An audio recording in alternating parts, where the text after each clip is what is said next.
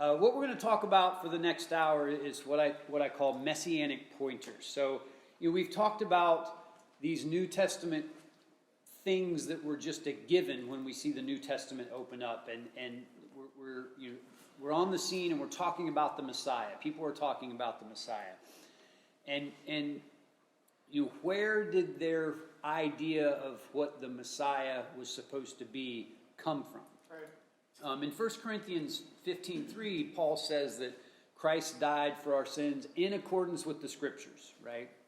So we do have no shortage of New Testament passages that seem to foretell or point at a Messiah. And some of those are as early as some will say Genesis 3. It has a foretelling of the Messiah. Yeah. When God tells the serpent, the seed of the woman will crush your head, we can say, there's a scripture pointing to the Messiah. In Genesis 49, when Jacob blesses Judah, he says the scepter will never depart from Judah, meaning there will be this eternal kingdom in the line of Judah. We can certainly say that is a messianic passage. Throughout the book of Isaiah, we get tons. Isaiah 7 talks about the virgin birth of Emmanuel. 9 talks about a child, unto us a child is born, and it goes on to say that he's from Galilee, right? It's clearly something that we can tie Jesus back to.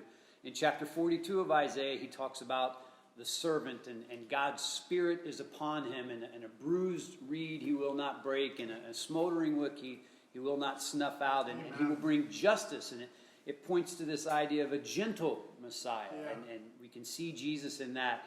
In Isaiah 53, of course, we see the suffering servant that Jesus gets identified as in the book of Acts.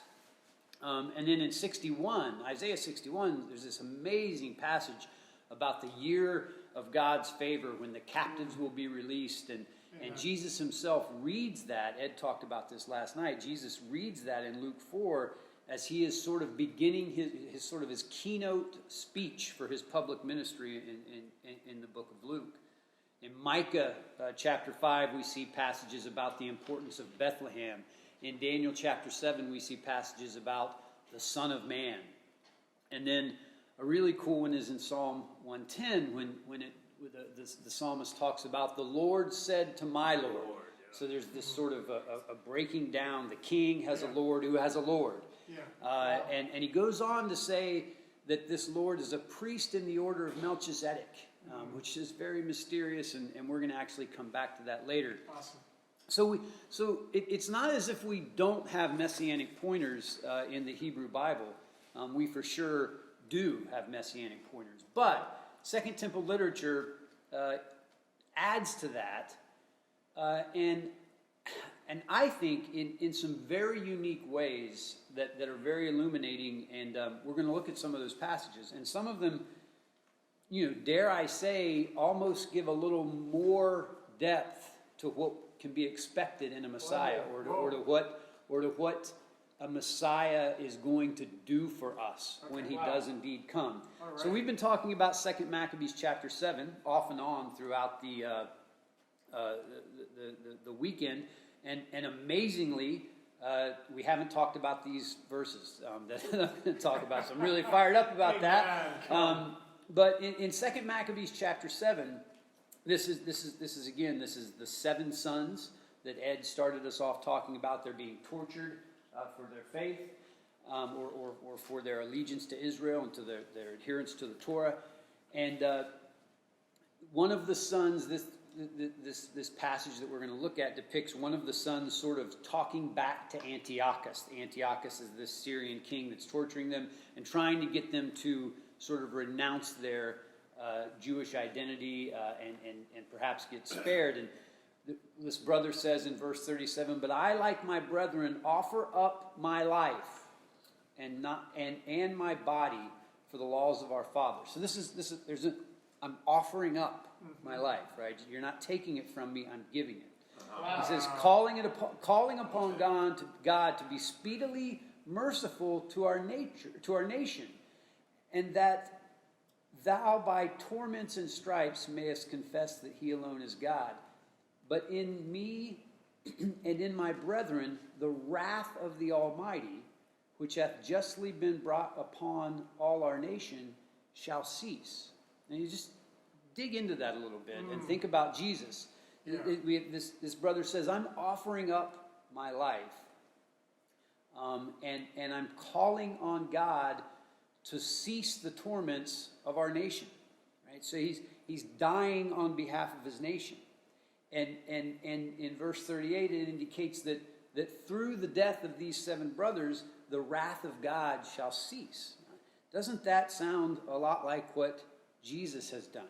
Jesus offers up his life so that the wrath that is justly due to us is diverted. Right? Yeah. That's you don't see it. I'm not an Old Testament scholar, but it doesn't seem to come through that clearly in the Hebrew Bible as it does here. In 4 Maccabees, we're going to switch over to that in a second, but in 4 Maccabees, we meet this older gentleman named Eleazar. And he gets pulled in by Antiochus, and it's a similar story. Antiochus wants him to eat pork. And we remember the story of Polycarp, the early Christian father that gets killed, and the Roman emperor is sort of pleading with him and saying, hey, Polycarp, I don't want to kill you. You're old. Just renounce this Christ and swear allegiance to Caesar, and we can all be done with it.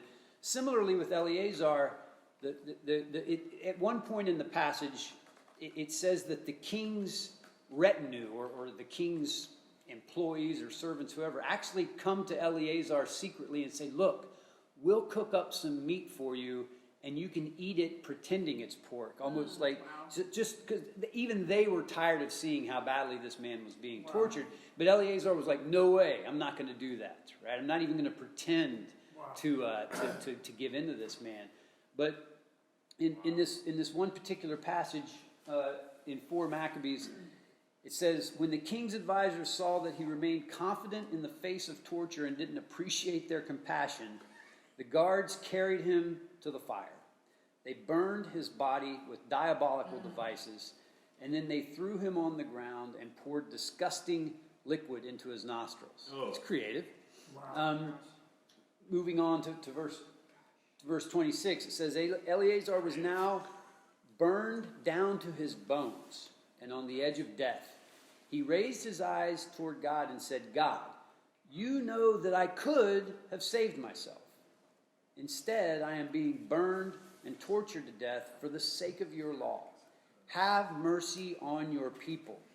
Make our punishment sufficient for their sake. Wow. Purify them with my blood and take my life in exchange for theirs. And this is very powerful to me when there's just so much in there. If you think about your New Testament, Jesus says in Matthew 26 to Peter, as Peter's trying to fend off the arrest and with his sword, and he says, don't you know I could call down a legion of angels to stop this anytime, right? Yeah. And similarly, Eleazar is saying, I could have stopped this, right? You know that I could have saved myself. But he says he offers himself up and asks God to have mercy, not on him, but on the people. And he says that make my punishment sufficient for their sake. We all deserve punishment, but let it all come upon me. And then, of course, there's this reference to purify them with my blood. How often have we ourselves as Christians said that we are washed clean by the blood of Jesus? Yeah. And we see this in the Second Temple literature that precedes our New Testament. Very powerful stuff. I'm going to move on next to a book called The Wisdom of Solomon.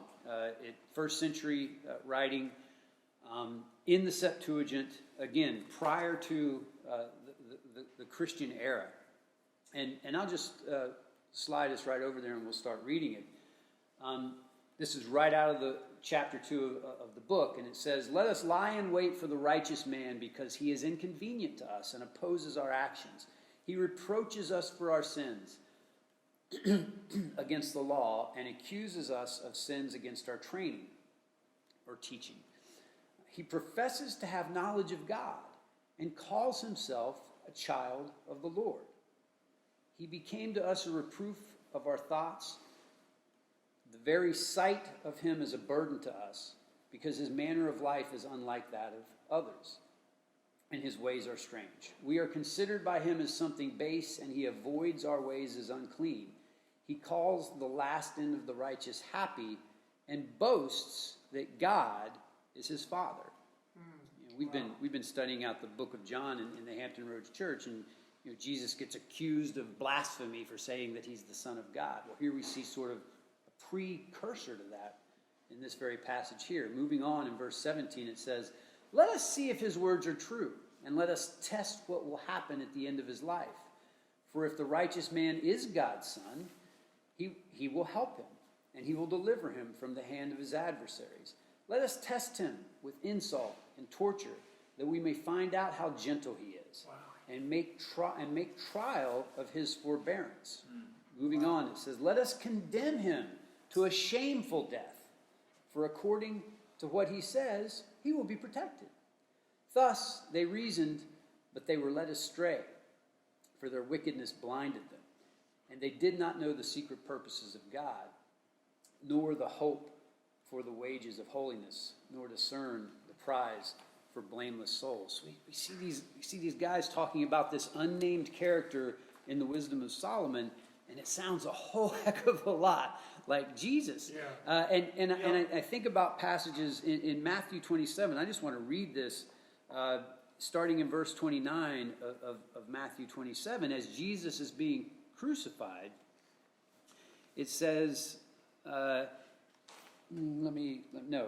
27:39. It says, "Those who passed by hurled insults at him, shaking their heads and saying, 'You who are going to destroy the temple and build it in 3 days, save yourself. Come down from the cross if you are the Son of God.' Wow. In the same way, the chief priests, the teachers of the law, and the elders mocked him. 'He saved others,' they said, 'but he can't save himself. He's the King of Israel. Let him come down now from the cross, and we will believe in him. He trusts in God. Let God rescue him now, if he wants him. For he said, I am the Son of God.' And in the same way, the rebels who were crucified with him also heaped insults on him." To me, it's uncannily similar what's going on here. The ridicule and the mocking that we see of this unnamed character in the wisdom of Solomon, and the way that Jesus was mocked in his own death.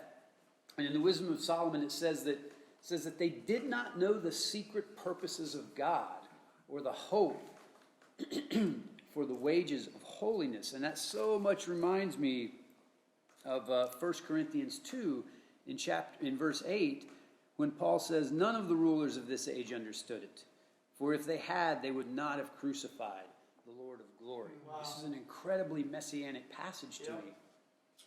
We'll move on again, a Septuagint book called the Psalms of Solomon. It's easy to get them mixed up. You've got the Wisdom of Solomon, you've got the Psalms of Solomon. But moving over to the Psalms of Solomon, another very messianic passage. And it says, "For he will not trust in horse and rider and bow, nor will he multiply his gold and silver for war." And again, this is an unnamed person that's being talked about in the Psalms of Solomon. "Nor will he narrow for many nations the hopes to a day of war. The Lord himself is his king, the hope of the strong. Through the hope in God, he will even show mercy to all the nations who stand before him in fear. For he will smite the earth with the word of his mouth forever. He will bless the Lord's people with wisdom and joy, and he himself will be free from sin, in order to rule a great people, to put to shame officials, and to win sinners by the strength of the word." Wow. This is so intensely powerful to me, and I just want to break it down. The first sentence talking about him not trusting in horse and rider and bow. I want to go over to 1 Kings for a minute. And I just want to read a chunk out of that. In 1 Kings chapter 10, it's talking about Solomon. And if you were a Jew and you believed that Israel was destined for an unending rule of glory through the line of David. You would have thought that during the height of Solomon's reign that you'd hit your stride. This is it. Yeah. It's never going to be better than this. Yeah, right. There was wealth, there was peace. Solomon was this humble king asking for wisdom, and at least that's how he started off. And Israel got so great that everybody flocked to hear the wisdom, and they were like this shining city on the hill. The Queen of Sheba came and glorified God by what she saw in Solomon. But in verse 14 of chapter 10 in the book of 1 Kings, there's this shift, right? And it says in verse 14, the weight of the gold that Solomon received yearly was 666 talents. It's an interesting number. Not including the revenues from merchants and traders and all the Arabian kings and the governors of the territories. King Solomon made 200 large shields of hammered gold. 600 shekels of gold went into each shield. He also made 300 small shields of hammered gold with 3 minas of gold in each shield. The king put them in the palace of the forest of Lebanon. Then the king made a great throne covered with ivory and overlaid it with fine gold. The throne had 6 steps, and its back had a rounded top. On both sides of the seat were armrests with a lion standing beside each of them. 12 lions stood on the 6 steps, one at either end of each step. Nothing like it had ever been made for any other kingdom.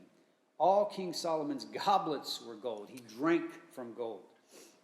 And all the household articles in the palace of the forest of Lebanon were pure gold. Nothing was made of silver because silver was considered of little value in Solomon's day. That's not by coincidence. It's just there was so much gold, nobody would bother with silver. Right?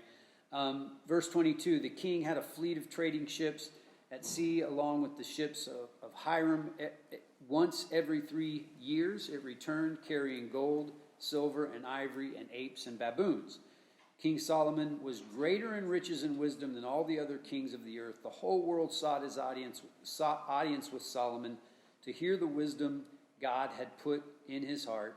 Year after year, everyone who came brought a gift, articles of silver and gold, robes, weapons, and spices, and horses and mules. Solomon accumulated chariots and horses. He had 1,400 chariots and 12,000 horses, which he kept in the chariot cities and also with him in Jerusalem. The king made silver as common in Jerusalem as stones, and cedar as plentiful as sycamore fig trees in the foothills. Solomon's horses were imported from Egypt and from Cuwe. The royal merchants purchased them from Cuwe at the current price. They imported a chariot from Egypt for 600 shekels of silver and a horse for 150, and they exported them to all the kings of the Hittites and the Aramaeans. Long passage to read, so I apologize for that. But my point is this. This is the turning point in Solomon's reign. Yeah. Right after this, you go into chapter 11, and it talks about Solomon's wives. And right after that is Solomon's idolatry. This leads to, ultimately, under his own, this leads to rebellion, and under his son Rehoboam, the kingdom splits. So this glorious time during Israel falls apart, and it starts falling apart here in the back half of chapter 10. Yep. Solomon started to put his faith in worldly things and his wealth. He started bringing in horses, and he brought in horses from Egypt, which Deuteronomy 17 specifically said the king is not supposed to do. Yeah. So back to the Psalms of Solomon. The first thing they want to tell you about this new unnamed person who is really important, dare I say maybe even the Messiah, they say he is not going to do what Solomon did. Amen. He is not going to make the mistake of Solomon. Rather, he's going to show mercy, it said in verse 30. Verse 34, he's going to show mercy to the nations. He's not going to destroy the nations. He's going to call sinners to him. And he's going to do this through the power of his word. Now that's powerful contrast to what we typically see in an Old Testament Messiah, who's kind of depicted as a warrior king. He says it's his word that's going to do this. Makes me think of Revelation, where John says there's there's a double-edged sword coming out of Jesus' mouth, indicating that his word is his weapon, right? Crazy. Let me see. Where am I going? Let's move on to another passage. Drew talked about the book of Jubilees. Again, Second Temple literature written prior to the Christian era, probably around 100 BC. And this particular passage that we're going to look at in chapter 4 rather is as best as I can figure it's talking about Enoch, right? And it says, and he was moreover with the angels of God these 6 jubilees of years, and they showed him everything which is on the earth and in the heavens, the rule of the sun, and he wrote down everything. So remember, we've hit on this a lot. Genesis chapter 5 says Enoch was taken. The idea of a lot of this Second Temple literature is that he was brought into some sort of a heavenly realm and taught things, which of course the passage that we just read says he wrote them down, and that's to me, that's what the book of Enoch is. Enoch wrote the book of Enoch. Well, it's here. And continuing on, it says, and he testified to the watchers who had sinned with the daughters of men, for these had begun to unite themselves so as to be defiled with the daughters of men, and Enoch testified against them all. Moving on, it says, and he was taken from amongst the children of men, and we conducted him into the Garden of Eden in majesty and honor, and behold, there he writes down the condemnation and judgment of the world, and all the wickedness of the children of men. Right. So, and you can read the rest of the slide if you want, but I want to focus on this idea of Enoch being taken aside and given judgment, given the power to judge. Wow. And we see this in the Gospels when Jesus talks about himself. In John chapter 5, Jesus is having this conversation, and he's kind of revealing himself. He uses terms like, I am the Son of Man. Yeah. Very messianic language that he's using there. But he says in verse 22 of chapter 5, he says, for not even the Father judges anyone, but he has given judgment to the Son. So there's this idea that Jesus is going to somehow vicariously do the judging on behalf of God. But if his audience and the original readers of the book of John had been familiar with the book of Jubilees, they would have been like, oh, I thought Enoch was doing the judging. Wow. And there's this, again, I touched on this a little bit last night. The Second Temple Jews were looking forward to a Messiah, and they were trying to identify him, and they were trying to make sense of what he might look like. They did not have Jesus. Yeah. Right? But we do have Jesus, Amen. So we can. And so you see that how this Jesus sort of overtakes the idea of the unknown Messiah that gets talked about in Second Temple literature, and I tend to believe that he sometimes used language purposely to draw that out in his teaching, so that people would be like, "Oh my goodness, did you hear just what he said?" Right? Yeah. That's from the book of Jubilees. Yeah. So anyway, looking at that. We're going to move on, just kind of going, it's just one passage to the next. So we've hit a few times on the testaments of the patriarchs. I want to look at a couple of passages from the Testament of Judah, right? So Judah was from him came David and ultimately Jesus, and as Drew said, these testaments are sort of these deathbed teachings to their sons. And Judah says in chapter 4 of his testament, and a man shall arise from my seed, like the Son of righteousness, walking with the sons of men in meekness and righteousness. And no sin shall be found in him. And the heavens shall be opened unto him to pour out the Spirit, even the blessing of the Holy Father, and he shall pour out the Spirit of grace upon you. It reminds me of after Jesus' baptism, and the heavens opened, and the Spirit came upon him, right? Yeah. It's similar language here. Moving on, it says, and ye shall be unto him sons in truth, and ye shall walk in his commands first and last. Then shall the scepter of my kingdom shine forth, and from your root shall arise a stem, and from it shall grow a rod of righteousness to the Gentiles, to judge and save all that call upon the Lord. So it's sort of a foreshadowing of what Drew was talking about earlier about the wall being torn down. But this is talking about someone to come from the line of Judah, which that's not new. That's throughout the Old Testament. But this is somebody who's going to come in meekness and righteousness, and no sin will be found in him. That's a little bit different than what we see a lot in the Old Testament. And he's not going to crush the Gentiles, but he's going to be a rod of righteousness to them, so that all who call upon the Lord can be saved. Interesting, very messianic, pre-Christian doctrine. Another testament of the patriarch is the testament of Dan. Similar idea, deathbed sort of speaking to his sons. And he says, and there shall rise unto you from the tribe of Judah and of Levi. Whoa. This is interesting. And of Levi, the salvation of the Lord. And he shall make war against Beliar. Beliar is this evil spirit, perhaps interchangeable with Satan. Commonly used word in Second Temple Judaism. Yep.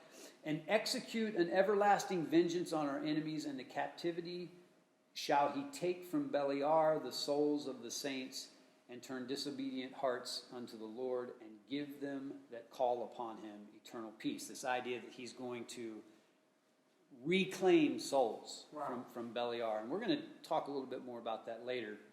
Yep. Moving on in chapter 2 of Dan, it says, and the saints shall rest in Eden, and in the new Jerusalem shall the righteous rejoice, and it shall be unto the glory of God forever. And no longer shall Jerusalem endure desolation, nor Israel be led captive. For the Lord shall be in the midst of it, living amongst men, and the Holy One of Israel shall reign over it in humility and in poverty. Wow. Wow. And he who believeth on him shall reign amongst them in truth. It's just really powerful stuff about a humble Messiah, a poor Messiah, a Messiah that's going to dwell amongst people, similar to the Revelation language about the new heaven and the new earth coming down. And this kind of helps us to say, I haven't dug into it as much as I would like, but this idea of someone coming from Judah and from Levi, this idea of a king and a priest. When you think about your Old Testament, you get the priesthood and the kingdom. Yep. And somehow they work together, but they're separate. And what you start to see in Second Temple Judaism is that it starts to come back together. Yeah. Wow. And we see it in the book of Hebrews in our own New Testament. We're going to dig into that in a little bit. But this is a good segue into sort of what I want to close out with is just priestly language. Yep. There's priestly language throughout Second Temple Jewish literature that points to the Messiah. We always think of Jesus as the anointed new king, right? The word Messiah means anointed one. Yep. And there's two kinds of people that get anointed all throughout the Old Testament. Kings are anointed and priests are anointed, right? But the Messiah is the anointed one. So we see this idea of it coming back together. Wow. So again, continuing with the testaments of the patriarchs, let's go over to the testament of Levi, since we want to talk about priests anyway. It says, then shall the Lord raise up a new priest. And then I'm going to skip down to verse 25. It says, and in his priesthood the Gentiles shall be multiplied in knowledge upon the earth, and enlightened through the grace of the Lord. In his priesthood shall sin come to an end, and the lawless shall cease to do evil. And skipping down to verse 27, and Beliar shall be bound by him, and he shall give power to his children to tread upon the evil spirits.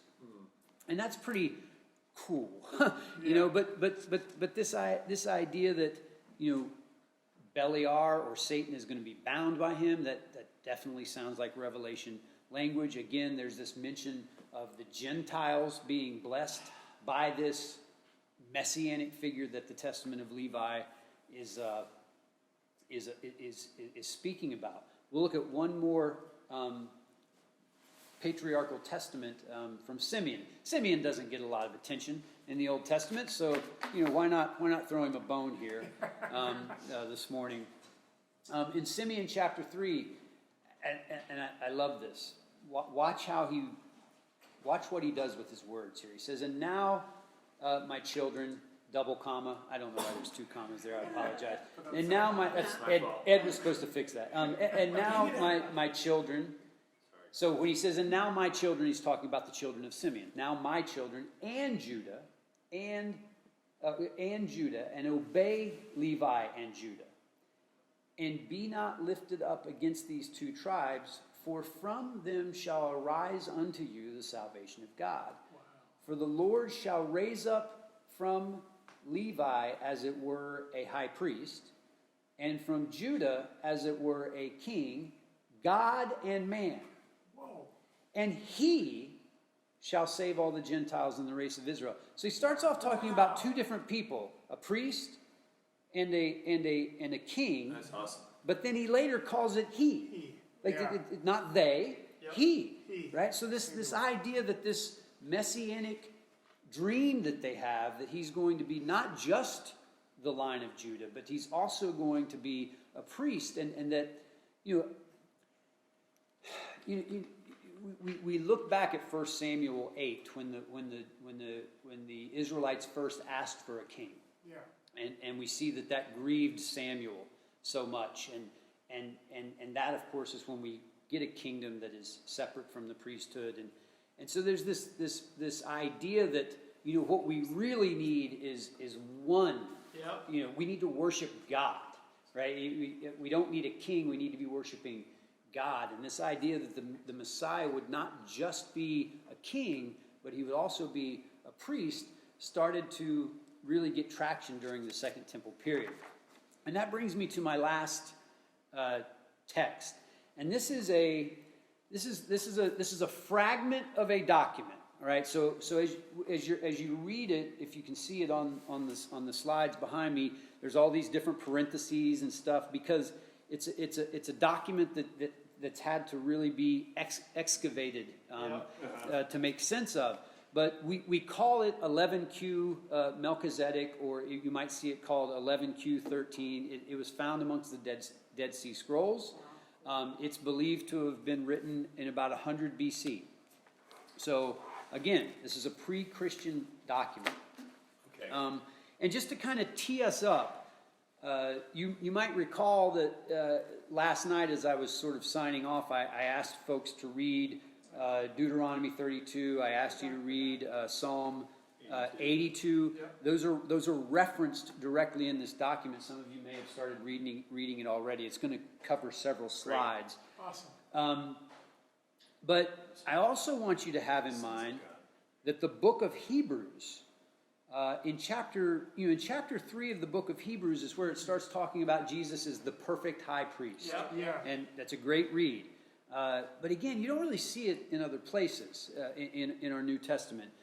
But so you get Jesus as the high priest, and then in Hebrews chapter 5 it says that he is a priest in the order of Melchizedek.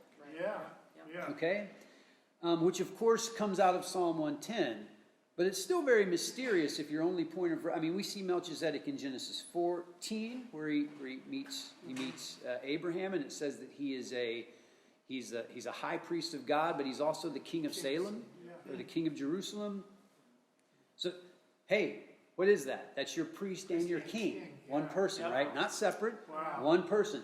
Prior to the Levitical priesthood, prior to the law, prior to Moses, prior to King David, a king and a priest of the Most High, one person. Very cool. You get this mention of it again in Psalm 110, and then the writer of Hebrews tries to draw it out a little bit more. But I find this document that we're going to read together right now, you talk about a missing link, right? I feel like this is so powerful. So just let me, and I apologize because it's a little fragmented, but it says, "And concerning that which he said, In this year of Jubilee, each of you shall return to his property, and likewise, and this is the manner of release. Every creditor shall release that which he has lent to his neighbor. He shall not exact it of his neighbor and his brother. For God's release has been proclaimed, and it will be proclaimed at the end of days concerning the captives.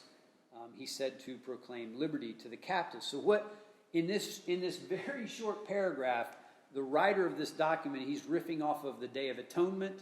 He's riffing off of the year of Jubilee. That you find these things in Deuteronomy. You find these things in Leviticus. You find it in Isaiah 61. This last little part here about proclaiming liberty to the captives. That's Isaiah 61, which Jesus himself quoted when he announced his ministry in Luke chapter 4.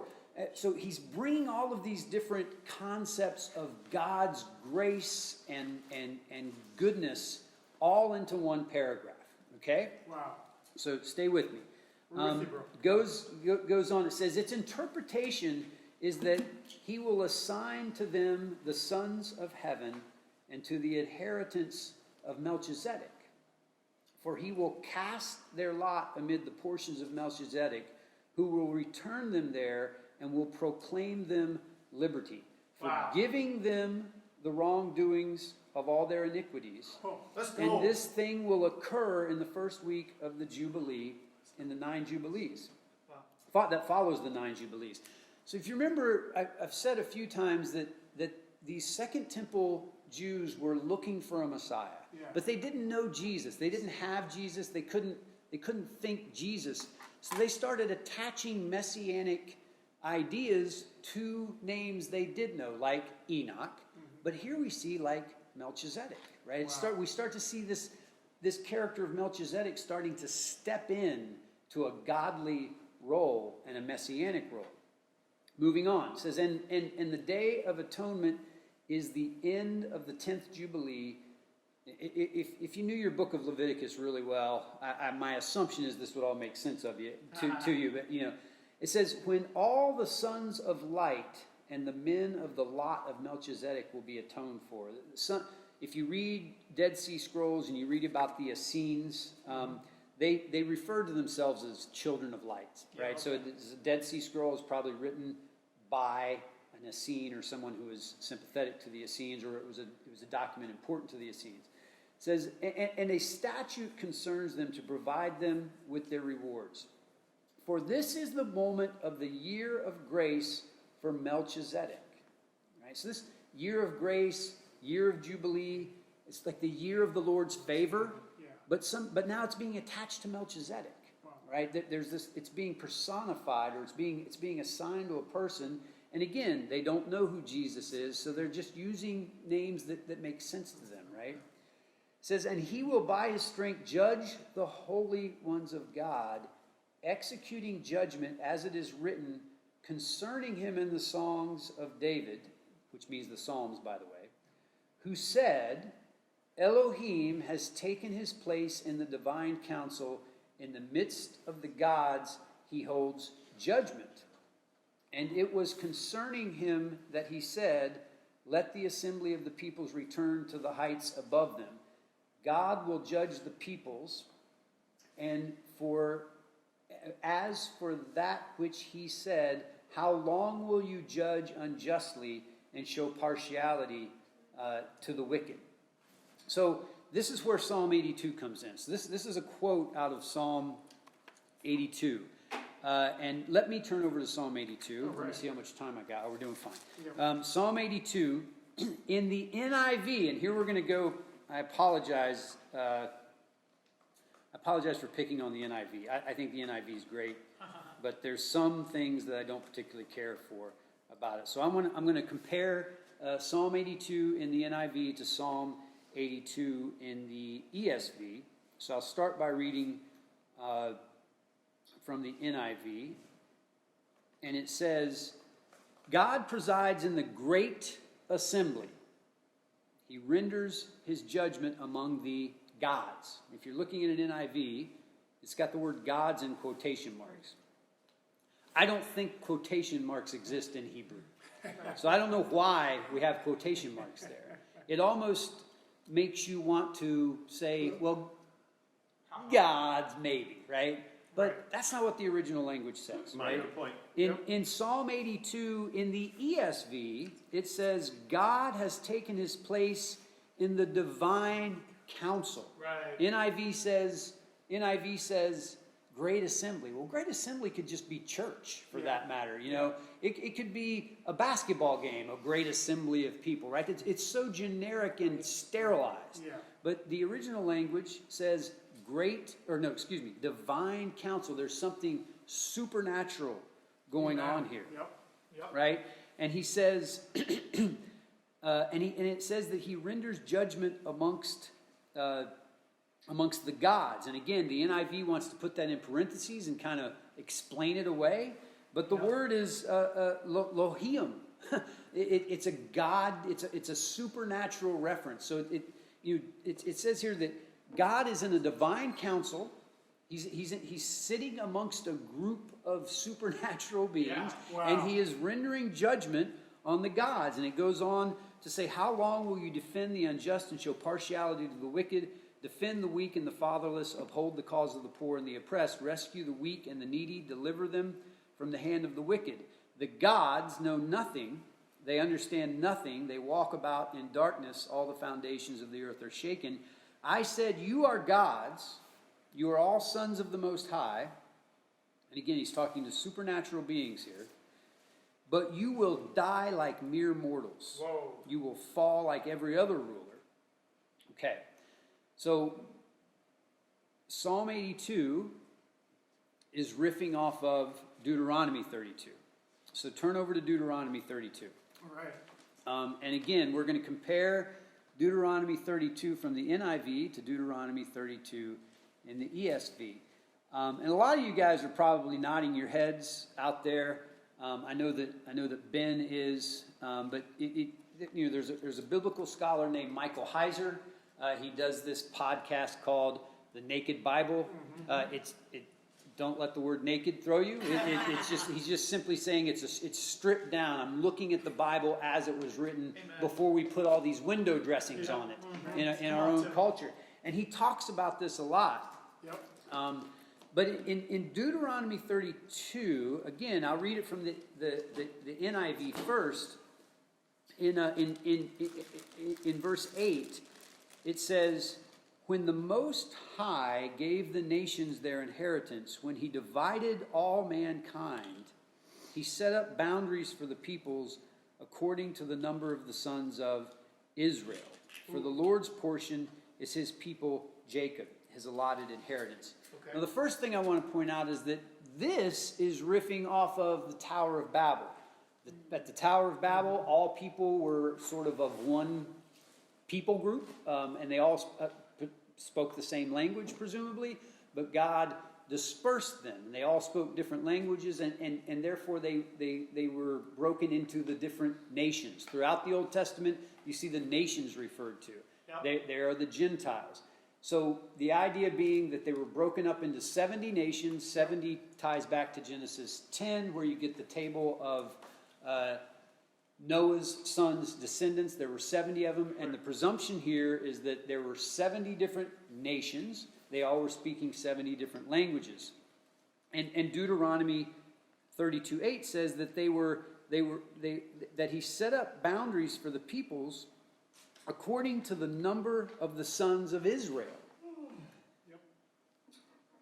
But in the ESV, verse 8 says, when the Most High gave the nations their inheritance, when he divided mankind, he fixed the borders of the peoples according to the number of the sons of God. Whoa, wow. Not the sons of Israel. Okay. The sons of God. Right? Well, the sons of God. Who are they? Yep. Right? So what this idea is getting at, and as soon as we jump back into our document here, you're going to see how it all plays out. This worldview amongst the Jews in particular, and it was particularly really bought into it during the Second Temple Jewish period, was that God divided up the nations, gave them all different languages, Tower of Babel, and he assigned them to other gods. Oh. I don't care if you believe it. I'm not trying to get you to believe it, Yeah. but this is what the Bible says. He assigned them, he divided them up according to the sons Come of on. God. Yep. And in Psalm 82, he's passing judgment on these gods Yep. for their poor leadership. Yeah. He's Yeah. saying, I gave you these nations. Oh, and by the way, it says that God chose Abraham. God chose Israel. So all the 70 nations go to these other supernatural beings. And if you're not tracking with supernatural beings yet, you need to go back and look at last night's stuff or whatever. But all of these nations are assigned to these other gods. But God chooses Abraham. Right, Right? yeah. And that's why the people of Israel are distinct. But then in Psalm 82, God's saying, you know what? I've been looking at what you've been doing with all of these nations, and you're judging them unjustly, and you're being wrong, and you shouldn't do this. So even though you're gods, you're going to be judged, and you're going to be punished just like mortal men. Wow. All right? That's the worldview that we're talking about here. That's the worldview of this Melchizedek document, and we're going to pick up on that in a minute as soon as I find where I left off. Come on, Tim. We're with you. So That was great. we'll pick up on this slide right here. I think I stopped right in the middle of it. After it talks about, well, let me just reread it. It says, and it was concerning him that he said, let the assembly of the peoples return to the height above them. God will judge the peoples. And for that which he said, how long will you judge unjustly? Psalm 82. And show partiality to the wicked. Its interpretation concerns Belial and the spirits of his lot. Remember, Psalm 82, we're talking about supernatural beings. Right. Spirits of his lot who rebelled by turning away from the precepts of God. 2, and then we get a little break in the document. And it says, and Melchizedek will avenge the vengeance of the judgments of God. He will drag them from the hand of Belial and from the hand of the spirits of his lot. And all of the gods of justice will come to his aid and attend to the destruction of Belial. Wow. So what we're seeing here in this document is they're saying that this judgment that is reserved for these other gods in Psalm 82 is going to be carried out by a messianic figure. And in this case, again, they're using Melchizedek because they don't really have something else to assign it to. But it's when Jesus says, God doesn't judge, the Son will judge, right? There's these things that have been reserved for God they get handed on to the Son, they get handed on to the Messiah, and these Dead Sea Scrolls authors were tracking to this, right? And it goes on. It says, and the height is all the sons of God. This is the day of peace, salvation, concerning which God spoke through Isaiah the prophet. Now remember, Jesus quoted these passages from Isaiah. The prophet said, how beautiful upon the mountains are the feet of the messenger who proclaims peace, who brings good news, to proclaim salvation, who says to Zion, your Elohim, or God, its interpretation, the mountains are the prophets, and the messenger is the anointed one of the Spirit, concerning whom Daniel said, until the appointed time, a prince, and he who brings good news, who proclaims salvation to it, concerning what is written. And it goes on, and it kind of ends sort of outside of what I'm trying to drive home. But this document, this 11Q Melchizedek, written after the Old Testament period, but before the New Testament period, and it sums up this worldview of what happened in the book of Genesis and the evil that took place, and how God chose to deal with it, and what God intends to do about it. And it introduces a messianic figure, which it chooses to call Melchizedek, who was the priest king before the law, and it assigns him the power to carry out God's judgment. And then we go see Jesus, and we go to the book of Hebrews, and it says Jesus is a priest in the order of Melchizedek. How can we help but assume that the writer of Hebrews was tracking to this Dead Sea Scroll document, right? Just amazing stuff. So that's that.